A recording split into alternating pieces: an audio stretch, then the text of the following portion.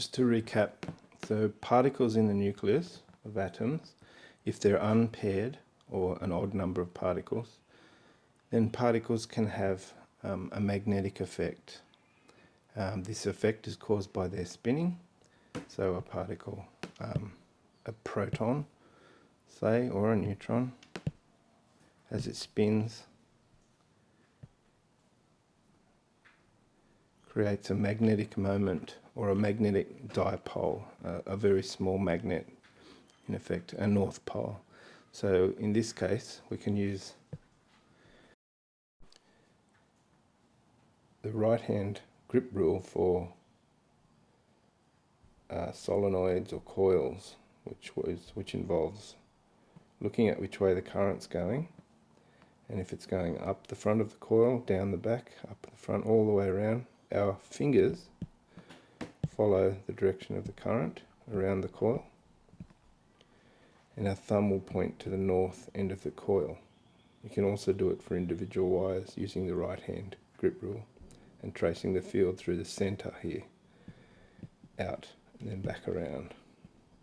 So this coil has a north pole, just like this particle as it moves around in a circle has a north pole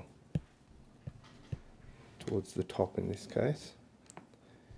If the particle is spinning the other way,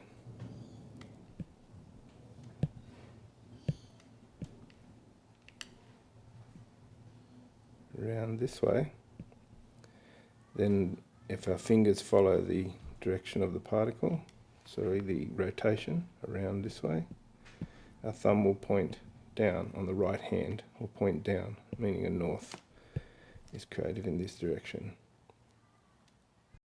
But essentially we see there is a net spin because we have 1, 2, 3, 4, 5, 6, 7, 8, 9 protons acting in this particular nucleus. There's one left over, an unpaired, so it will form an extra spin. When a magnetic field is applied across these protons, they'll tend to line up in pairs, and each pair will be counteracted. So this one is a parallel spin, this one's anti-parallel spin, and they effectively cancel each other's spin. We've got 9 here, so there's 8. We've got 1 left over, so we have a net spin, or a total overall spin for this particular nucleus. That's why hydrogen is so valuable. It's contained in most of our tissues in the form of water, and that hydrogen can be used for a net spin because it has 1 proton in its nucleus. If we look also at the video, these protons and their precession in a magnetic field is the thing that MRI relies upon.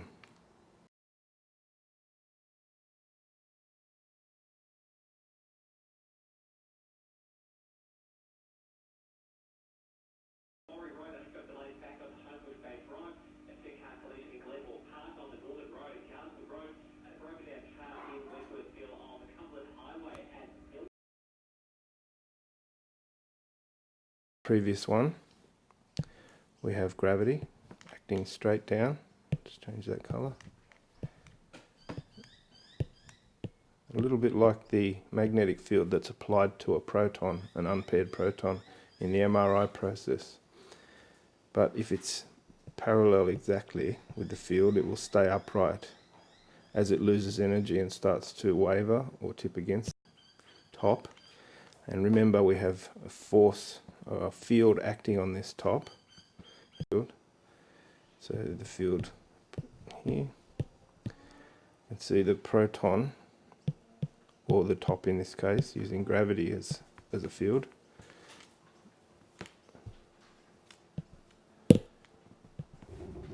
Is precessing.